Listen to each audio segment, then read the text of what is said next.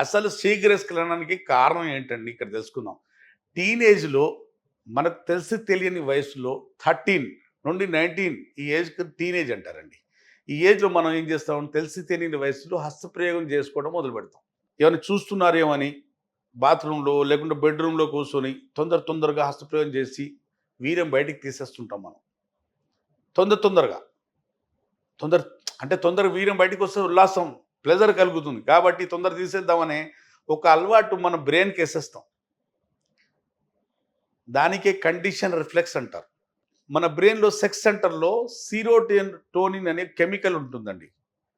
ఆ కెమికల్ మన sexual hormone అంటానికది. ఆ హార్మోన్ మన సెక్సువల్ డ్యూరేషన్ కంట్రోల్ చేస్తుంటుంది.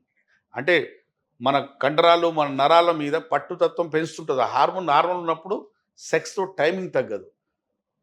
పరిశోధనలు ఏం చెప్తున్నాయంటే, అతిగా హస్తప్రయోగం చేసే వాళ్ళల్లో సీరోటోనిన్ అనే కెమికల్ తగ్గిపోవటం వల్ల, హార్మోన్ తగ్గిపోవటం వల్ల, హ్యాపీ హార్మోన్, న్యూరో హార్మోన్ అంటారు. ఆ హార్మోన్ తగ్గిపోవటం వల్ల సెక్స్‌తో టైమింగ్ కూడా తగ్గిపోతుంది.